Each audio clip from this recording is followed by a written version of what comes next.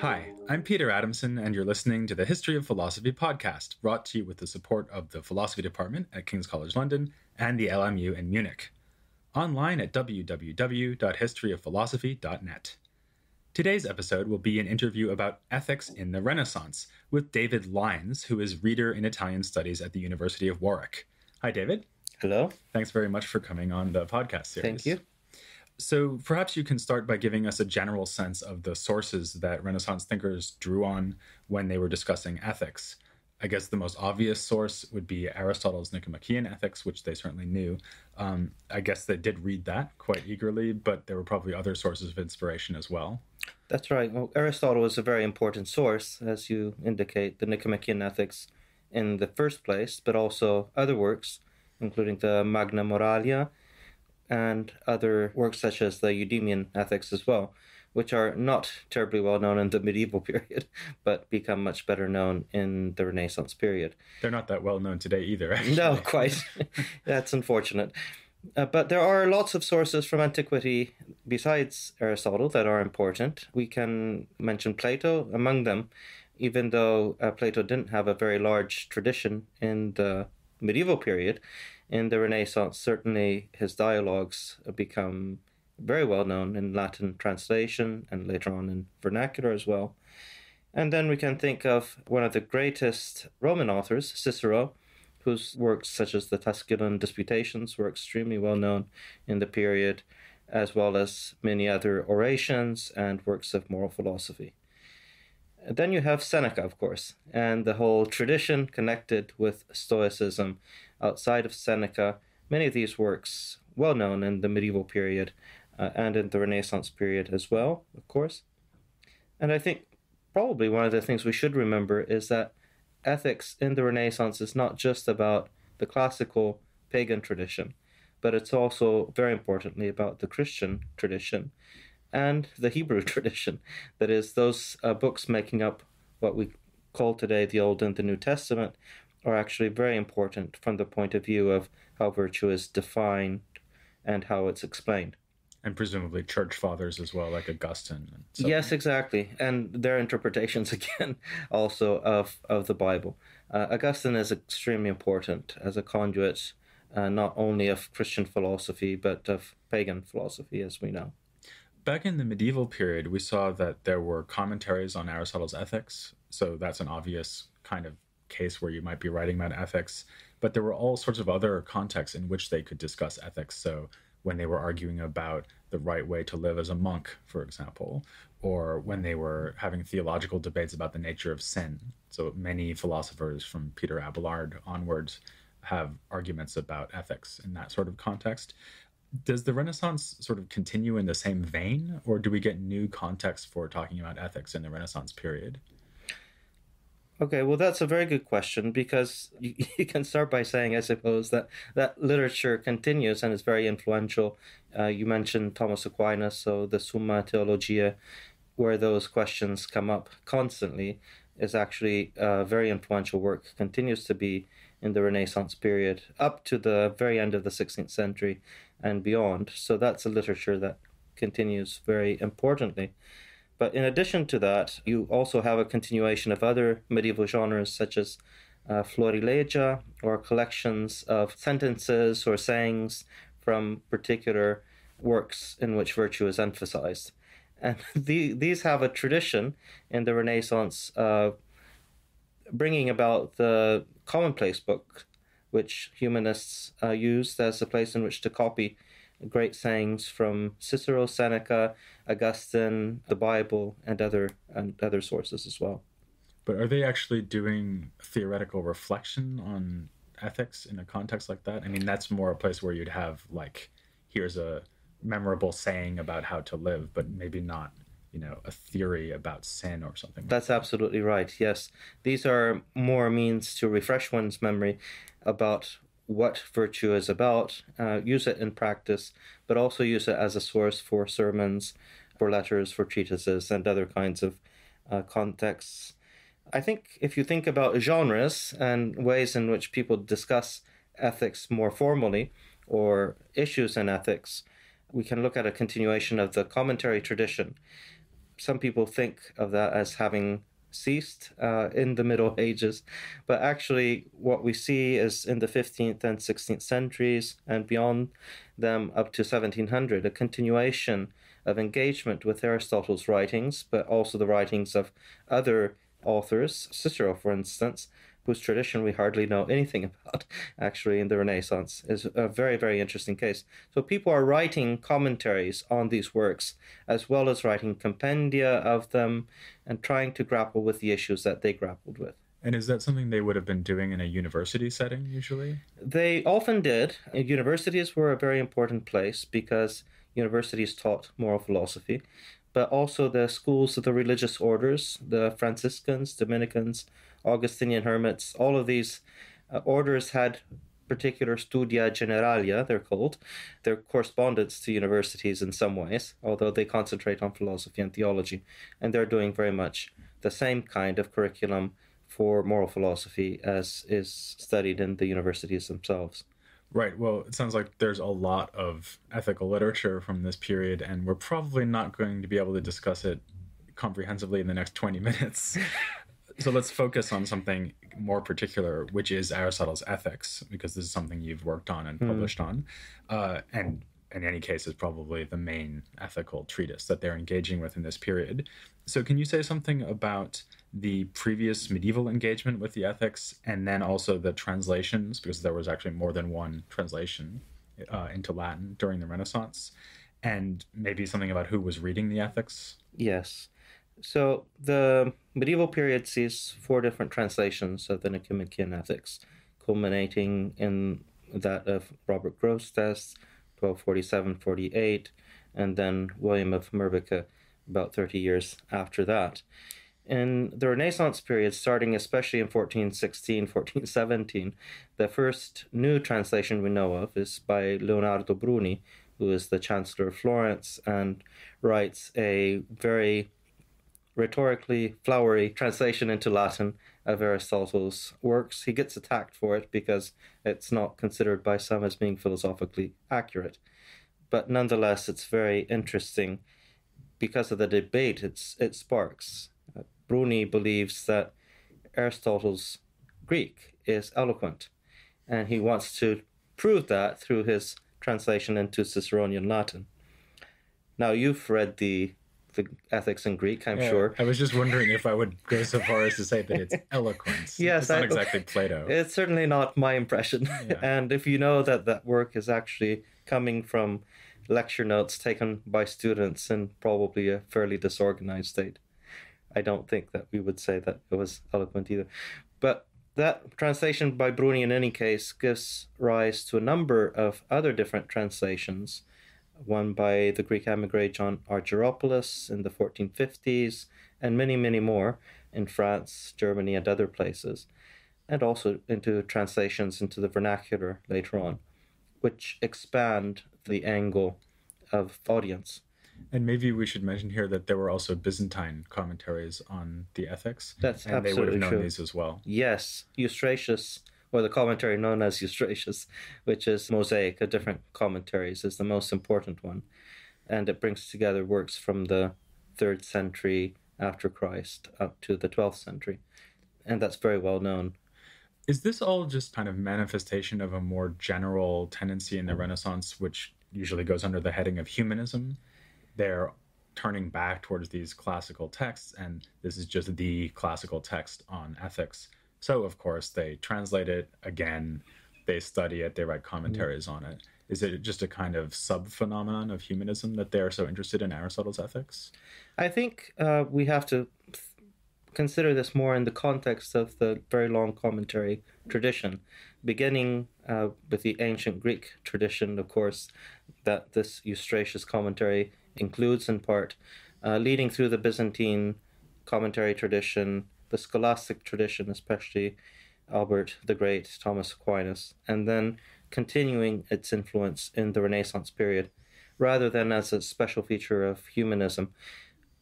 I think one of the important points here is that when people wanted to talk about ethics in a systematic way, they didn't really have any option but rely on Aristotle, because the other authors, including Cicero, and Seneca and Plato especially talk about ethics, but in a very unsystematic kind of way. And the use of dialogues, in particular for Plato, is very difficult. And so, because the connections are so strong with the previous tradition, humanists are happy to take over those works and reconsider them, sometimes in a new light. So I think it's partly a difference of approach because they're wanting to read Aristotle in new translations that are more fluent than the older ones, less technical, can appeal to people who haven't necessarily studied at university, and can help them in a perhaps more practical way to actually follow virtue. I think that point you just made about Aristotle being systematic, and it's not just that each work is systematic, it's also that the whole body of Aristotelian Yes. writings is systematic. That's something that we've really been seeing again and again ever since late antiquity, that even Platonists will concentrate on teaching Aristotle because it provides you with a curriculum. Yes. And so even now in the Renaissance, which we think of as a kind of time of resurgent Platonism, they're still turning to Aristotle as the kind of go-to text for a systematic work on a topic like ethics. That's exactly right. Plato does come back, as we know. His dialogues get translated into Latin in their entirety for the first time by Marsilio Ficino in the 1470s. But Plato never really makes it into the university curriculum because of that very reason. Even ardent Platonists are teaching Aristotle in the universities. And increasingly, what I think many people are doing, whether or not they're humanists, is trying to combine the insights of Plato and Aristotle under the aegis of Christianity. I think, in many ways, what they're doing is creating a new kind of synthesis of the kind that Thomas Aquinas had done before, but with more sources to deal with. And so the synthesis looks different, and the particular areas of moral philosophy have a different kind of relevance according to the new political and social situation.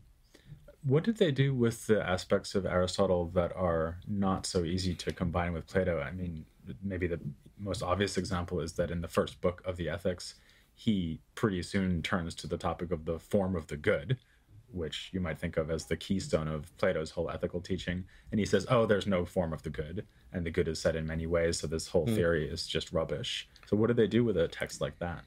I think they often try different approaches. They try to bring Plato together with Aristotle, sometimes justifying Aristotle's not very reverent attitude toward his master. And so in this particular case, they would often say, well, Aristotle was actually disagreeing with Plato in words, but not really in essence. Or they might argue the difference is more apparent than real. We can explain it in such and such a way. I think Renaissance interpreters were experts at overlooking the differences between ancient authors as much as possible because they were trying to bring them all together. They all spoke the same truth, they thought, even though they were coming from different perspectives.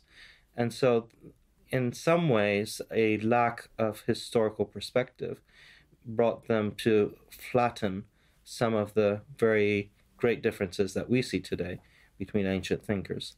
Yeah, that's reminiscent of something we see in late antiquity too. And one strategy they use in late antiquity is they'll say, well, Aristotle is just cautioning you here against a misreading of Plato rather than criticizing Plato. Yeah. And you'd probably see the same sort of thing in Renaissance literature. Yeah, absolutely. Yes. And you see the same thing also, not just in readings of Aristotle, but also readings of Plato. When Plato, for instance, talks about the community of wives or the community of property, many Renaissance thinkers do not like these ideas at all. Not ready for Marxism. No, quite not. And so Jim Hankins has shown in his book on Plato and the Italian Renaissance that they will simply skip those passages or make them into something more palatable to the readers. So that's going on, I think, with all the authors. Even Stoicism, for instance, is recognized by many interpreters as not fitting very well in with Christianity. And so they would put it aside as a ethical movement, generally speaking, very much in the same way that they put Epicureanism aside. so that the only ones remaining standing were Platonism and especially Aristotelianism, which then they tried to join together, as I said, under Christianity. And do they have problems with fusing together Aristotle with Christianity? I mean, so one example that leaps to mind here would be his presentation of the highest good. And there's famously a problem about whether the best life in the ethics, as Aristotle envisions it, is a life that involves practical engagement and political values and so on, or whether he's really thinking about a life of philosophical contemplation. But either way, it looks like he's talking about a life lived now here in this world. He's not talking about an afterlife. Yes. Whatever Thomas Aquinas might try to say. That's right. Yeah. And so do they feel a tension there between kind of Christian ethics, Augustinian ethics, where what you're trying to do is prepare yourself for an afterlife and join the city of God, and an Aristotelian ethics where you're engaged with the city of man, or maybe just doing philosophy? Yeah. Well, it's very, very hard to generalize because I think different figures have different ways of solving these issues and presenting the problem. But I think what you can say is that most Renaissance thinkers who are fundamentally believers try to point out that there are two aspects which are slightly in tension with each other in Aristotle's thought. So you do have the active life, of course, in Book 1 of the Ethics, and you have the contemplative life, which is exalted as being more rarefied and something more to be striven for in Book 10. But they recognize that the ethics is actually grounded on the here and now rather than the hereafter. And so I think the way in which they play with those issues is not to say the active life is for now and the contemplative is for later, but they actually recognize that here on earth, one can be engaged both in active participatory politics, for instance, but at the same time have periods of contemplation and reflection, so that wisdom, the wisdom of the philosopher, the one that comes out of Book 10, is also something for the here and now. Obviously, they don't deny that in the end, this is a piece that fits into the general story of Christianity, so that the afterlife is something that does exist, but they refer all of the ethics, generally speaking, to the present life. And I guess that they always can make the move when this is part of Aquinas' story of saying that insofar as we are aspiring towards a contemplative life, the thing that we're most of all contemplating is God anyway. Yes. Because he's the highest possible object of contemplation. Absolutely. And I think many people during this period, do agree actually with Aquinas, do continue to agree with him on that particular point, but they just present the issue slightly differently.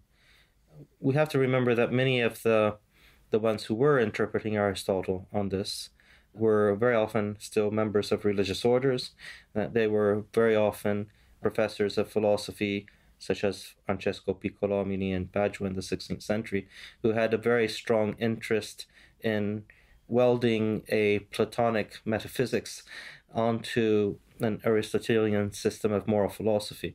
Not terribly unlike the Thomistic system in some ways, but these elements were co-present. And so Piccolomini mentions, for instance, that, of course, the end of all things, the supreme good, is to be identified with God himself. Right. So then turning back towards the more practical end of things, if you haven't gotten to the Book 10 yet of the Ethics, then you think that the Ethics is mostly about virtue. Yeah. And something that I've always been struck by is the potential for another kind of conflict here with Christianity, which is that the virtues that Aristotle has in mind don't really seem to be the virtues that are most highlighted in Christianity. So it's not all about faith, hope, and charity. It's about justice, temperance, courage, things like that. Now, obviously, Christians probably think that justice, temperance, and courage are good things too. But do they have a different kind of way of conceiving of virtue than Aristotle did? That's a very difficult question to answer, because the catalogue of virtues, as you know, in the Renaissance is very, very long, and some of the ones that are mentioned by Aristotle do tend to have a very strong point of tension with Christianity. One of those is magnificence, which doesn't sit very well with Christian ideals of poverty, of course. So this is basically being rich and spending a lot of money on your friends. That's right. Or a lot of money for the state in other ways. So this is a considerable point of problem and of tension. Now, I would say that one of the points that comes up very often is the point about friendship. And friendship gets reinterpreted in the Renaissance period very often in connection with the question of how God sits in relation to man, especially by Protestant reformers who are very interested in the idea of equality within two partners in the friendship, which is something suggested by Aristotle, and the gospel message that God actually becomes man's friend through the sacrifice of Christ. And so that becomes a very significant issue that people try to resolve, given that we are not equal with God at the same time. Can we really have a friendship with His Son, Jesus Christ, or not? But there are lots and lots of problems that come up as well, such as the importance of justice, the place of honor, and other things of the sort, which have possible religious hues or colorings at the same time. So it's such a broad range of issues that it's hard to talk about them in general, I suppose.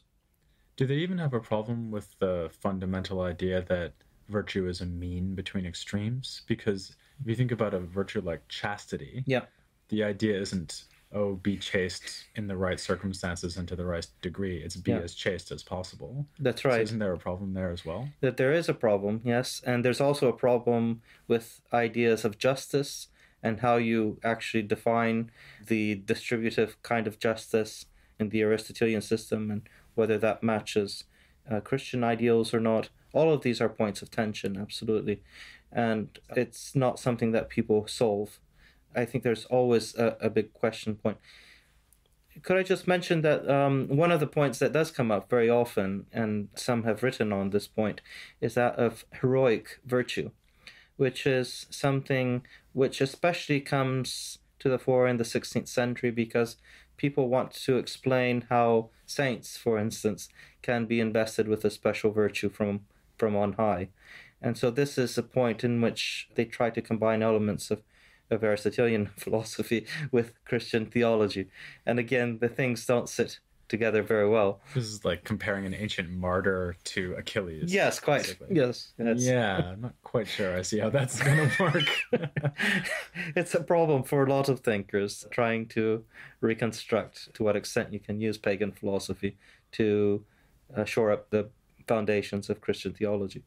And to what extent do they do what Aristotle does, which is to put virtue within a political context? I mean, Aristotle actually says at the beginning of the Ethics that what you're about to read is part of political philosophy. And of course, political philosophy is something that is also, if not having a resurgence in the Renaissance, it's certainly a feature of the Renaissance. Yes, absolutely. So did they try to integrate Aristotelian ethics within a conception of civic virtue, for example, or political life? I think they often do. And this is maybe one of the points of difference with some of the interpretations from, let's say, the 13th century with Albert the Great and Thomas Aquinas, in which virtue tends, although not always, to be treated as an individual matter, and ethics is seen as the science which deals with virtue of the individual as opposed to that of the family or of the wider political community. So one of the features, especially of 15th century Florentine humanism, is to concentrate on political involvement, and man as a social animal becomes a very, very important part of ethics of the individual as well. Leonardo Bruni, going back to him, gives interpretations both of the ethics, the pseudo-Aristotelian economics, and the politics, precisely because he wants to show the progression among those three items. But at the same time, he's doing something which is very similar to what Thomas Aquinas is doing, because Aquinas also gave a preeminent place to politics within that whole system. And that's what Bruni does, although he's not necessarily followed in that by everyone else. So this leads to that conversation that we were having before, to that aspect that we were mentioning about the active and contemplative lives, and which one of those two might be more important. And I guess that to the extent that you want to really emphasize political life, Aristotle is probably a more useful source than, say, the Stoics or Oh, some absolutely, of the other yes. Hellenistic ethical Quite. material. Quite. Very much so, yes.